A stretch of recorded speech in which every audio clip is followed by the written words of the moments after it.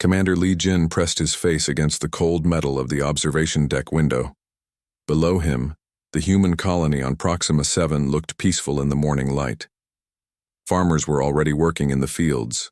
Children played near the small schoolhouse. 3,000 people had made this distant world their home. Jin smiled. After 2 years of hard work, the colony was finally thriving. The crops were growing well in the alien soil. The mining operations had found valuable minerals. Soon, more ships would arrive with supplies and new families. Then the sky caught fire. Black ships dropped from the clouds like falling stones. Jin had never seen vessels like these before. They were sleek and deadly, covered in strange symbols that hurt to look at. Energy beams lanced down from their weapons, turning buildings into ash and smoke. "Alert! Alert! Colony under attack!"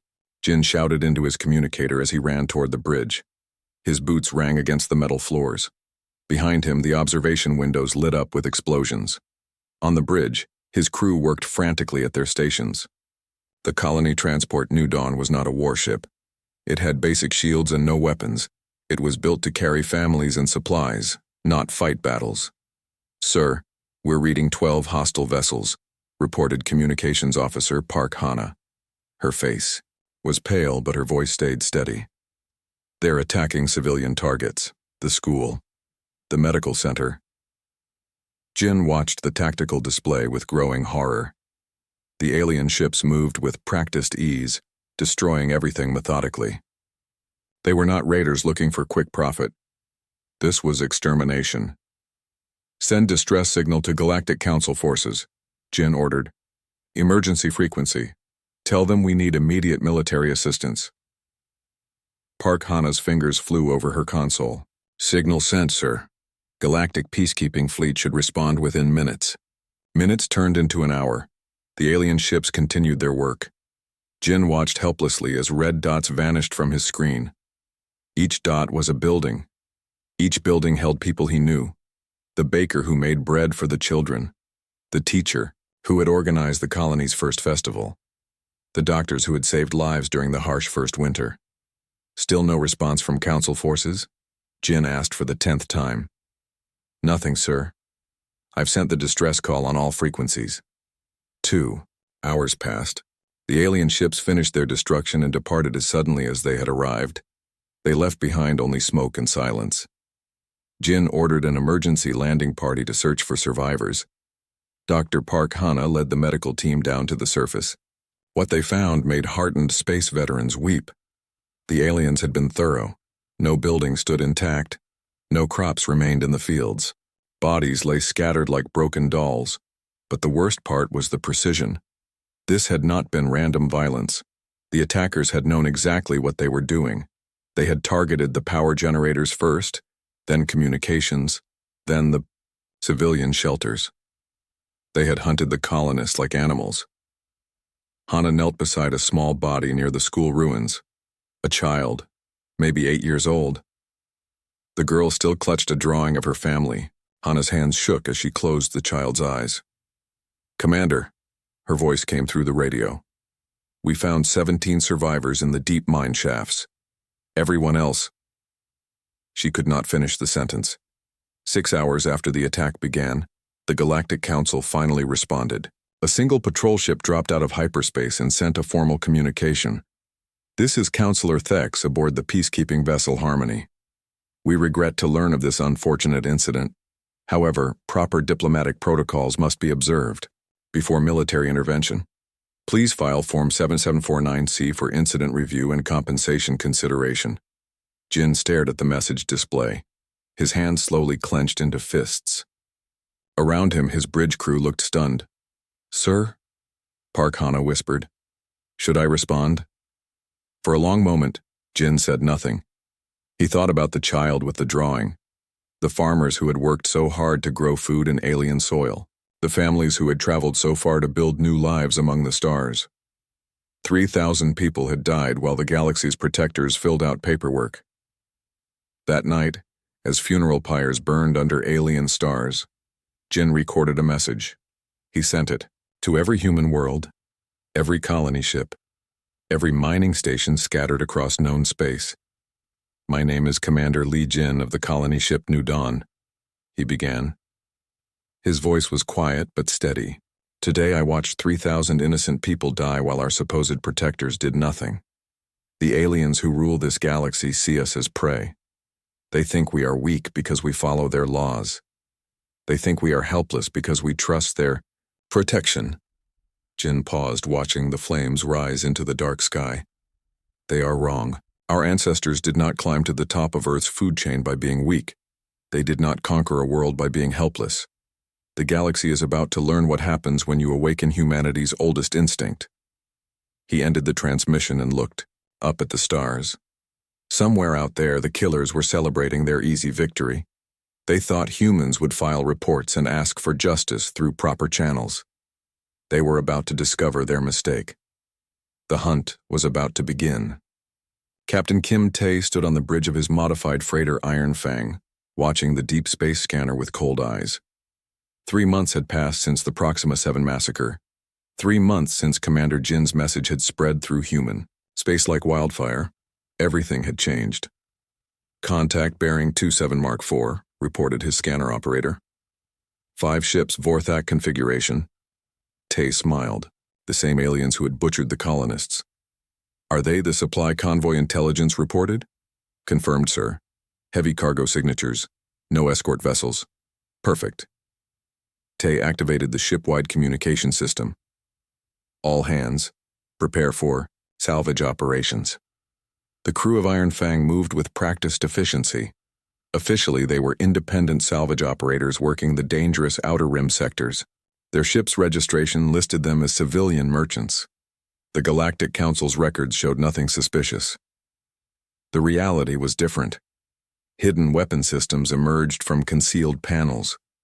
The freighter's engines, far more powerful than any civilian vessel should possess, hummed with barely contained energy.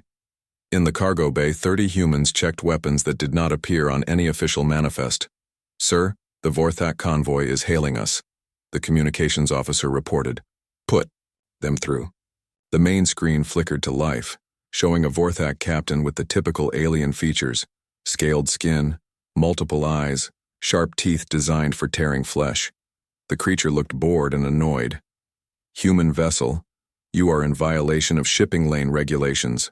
Alter course immediately or face consequences. Tae kept his expression neutral. This is Captain Kim of the merchant vessel Iron Fang. We're responding to distress signals from this sector. Galactic salvage laws require us to investigate. Vorthak captain's eyes narrowed. There are no distress signals here. You will leave now. I'm afraid our sensors indicate otherwise. Tae gestured to his tactical officer, who began transmitting false distress beacon data. Multiple ships in distress. As licensed salvage operators, we are legally required to render assistance. For several seconds, the alien said nothing. Tae could see confusion in those multiple eyes. The Vorthak were used to humans who obeyed quickly, who backed down from any confrontation. This human was quoting their own laws back at them. You have 10 minutes to conduct your investigation, the alien finally growled. Then you leave. The transmission ended. Tae turned to his crew with a predator's grin. You heard the captain. 10 minutes. Let's make them count. What happened next would be studied in military academies for years to come. The Iron Fang moved with speed and precision that should have been impossible for a civilian freighter. Its hidden weapon systems targeted the convoy's engines and communication arrays with surgical accuracy. The Vorthak ships found themselves helpless in minutes. Their calls for help were jammed. Their weapons were disabled before they could fire. A single shot. One moment they had been powerful predators. The next they were floating helplessly in space.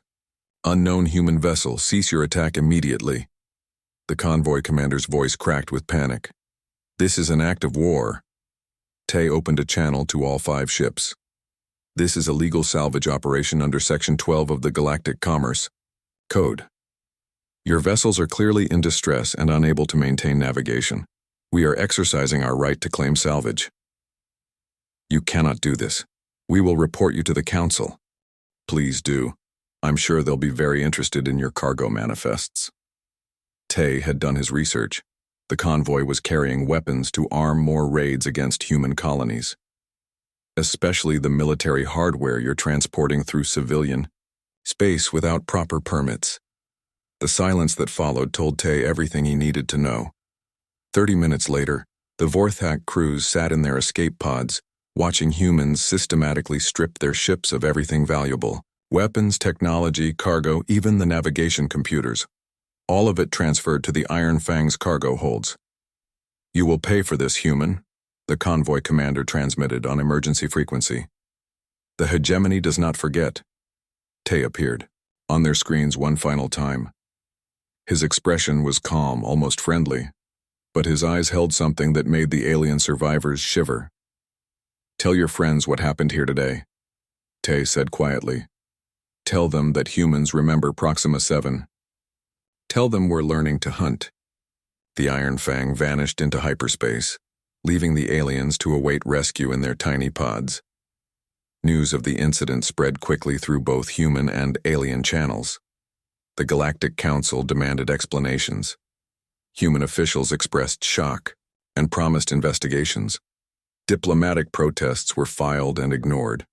But in hidden facilities across human space, something else was happening.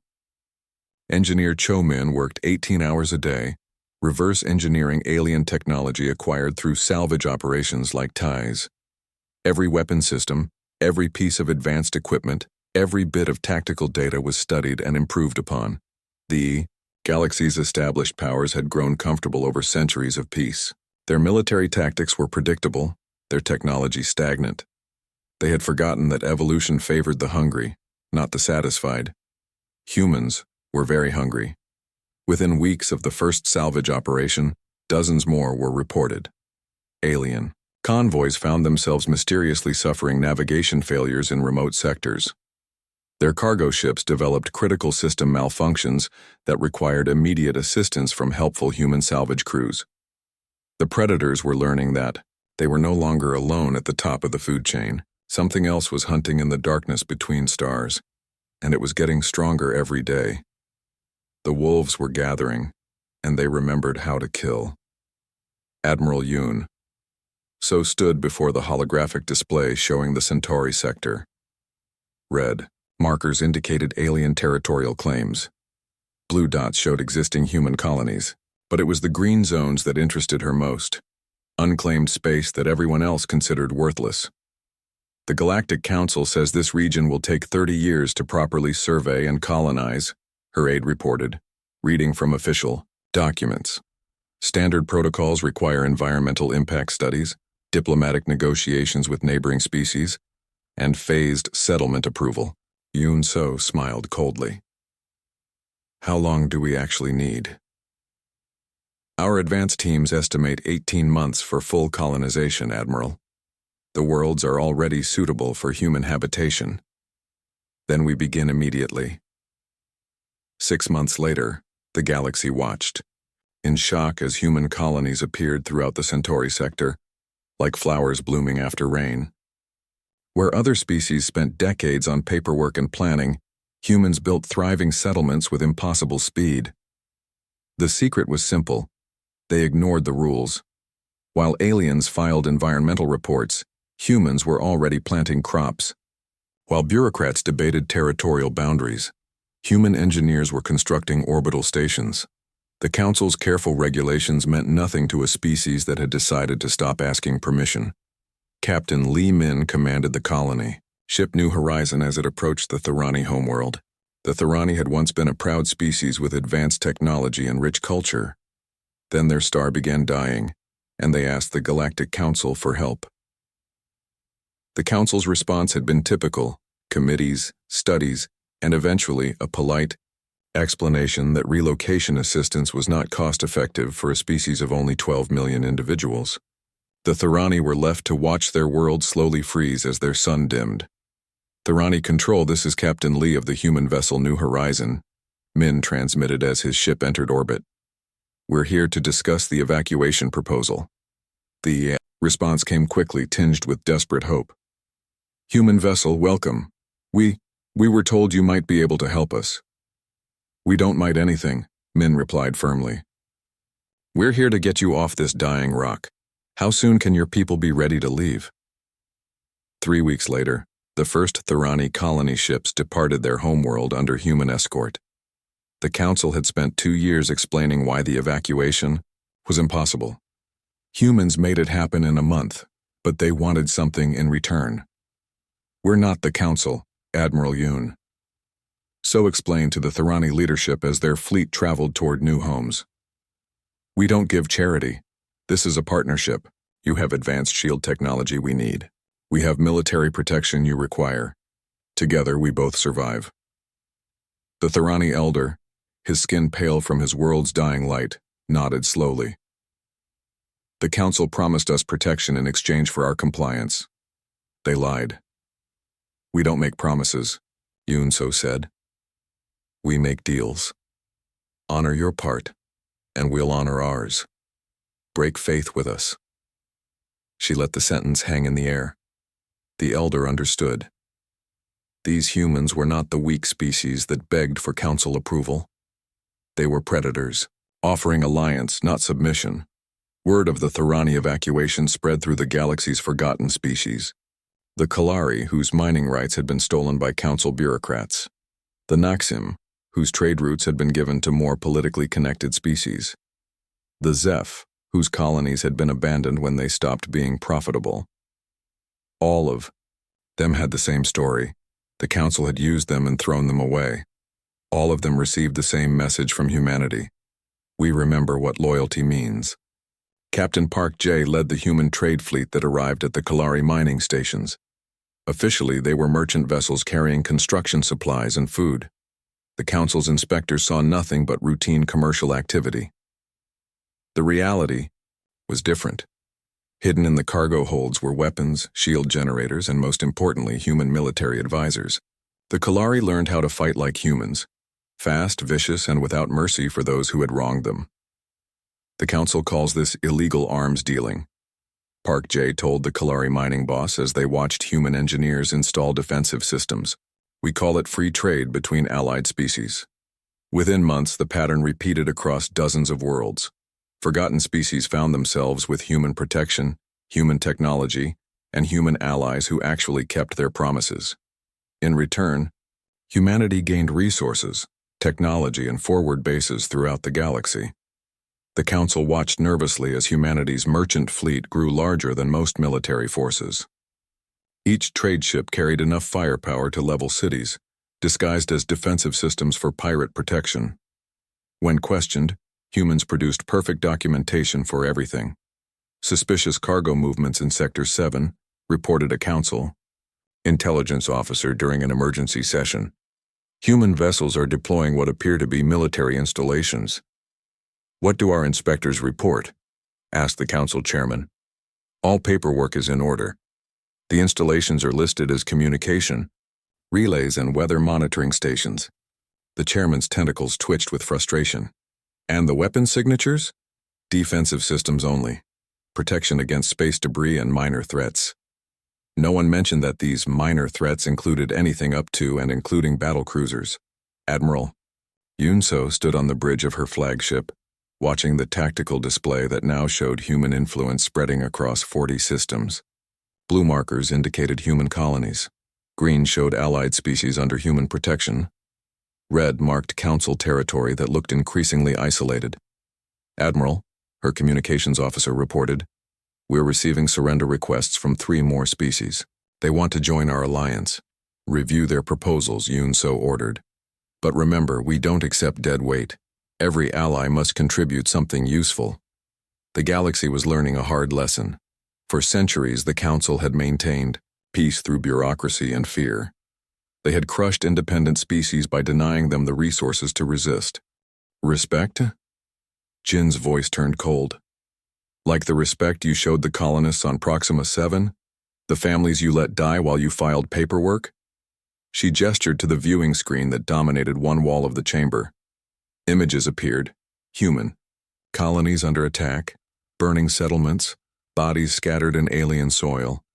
The same images that had haunted Jin's dreams for 2 years. Every time one of our worlds was raided, we called for help. Every time you had an excuse, wrong forms, improper procedures, insufficient evidence. You taught us that your protection was worthless. Council members began shouting protests, but Jin continued speaking, her voice rising above the chaos. So, we learned to protect ourselves. We studied your tactics, your weaknesses, your technologies. We discovered something interesting. You're not as strong as you pretend to be. The viewing screen changed, showing tactical displays from recent battles. Human fleets moving with precision that no council force could match. Alien warships reduced to burning wreckage in minutes. For centuries, you've maintained peace through fear and bureaucracy. You crushed independent species by denying them resources to resist. But you made one critical mistake. Jin turned to face the full assembly, her eyes cold as space itself. You assumed we would stay weak forever. The Thorani representative stood from her seat, her translator device converting her words to Galactic standard. The humans honored their promises to us. When our world was dying, they acted while the council debated. We choose alliance with strength over submission to weakness. More allies rose from their seats. The Kalari, the Naxium, the Zeph. Dozens of species that had found protection under human guns rather than council laws. The human way is simple, declared the Kalari mining chief. Contribute to the alliance and receive protection. Attack the alliance and face destruction. No committee votes, no bureaucratic delays. Justice is swift and certain. The council chairman's voice cracked with desperation. This is rebellion. You cannot simply ignore thousands of years of galactic law. Watch us, Jin replied simply. She activated her personal communicator, and her voice was broadcast across every human world simultaneously. All Defense Force units commence Operation Starfall. Across the galaxy, human fleets that had been waiting in position began to move. Not to attack, but to establish permanent defense networks around human territory. Energy barriers that would make entire sectors impregnable. Automated weapons platforms that would destroy any hostile ship that came too close. The message was clear. Human space was now truly human. No council ship would enter without permission. No alien law would be enforced within those boundaries. You're declaring independence, the chairman whispered, his voice barely audible. We're declaring reality, Jin corrected. We were never really under your authority. We just played along because it was convenient. Now it's not. She turned to leave, her officers falling into formation behind her. At the chamber's entrance, she paused and looked back one final time. You created this, she said, her words carrying to every alien in the chamber. Every civilian you abandoned, every promise you broke, every time you chose bureaucracy over justice, you were training predators. You taught us that in this galaxy only the strong survive. Her smile was sharp as a blade. You just never expected us to be stronger. The chamber fell silent as the humans departed. Outside, their ships waited. Sleek vessels that moved like hunting packs through the void. The galaxy's new apex predators were returning to their territory, leaving behind a council that no longer controlled the stars. The old order was dead. In its place, something new was rising. An empire built not on committee votes and diplomatic protocols, but on the simple promise that those who showed loyalty would receive protection, and those who showed aggression would face destruction. Every star in human space burned a little brighter that day, reflecting the light of a species that had finally stopped pretending to be prey. The hunt was over. The humans had won.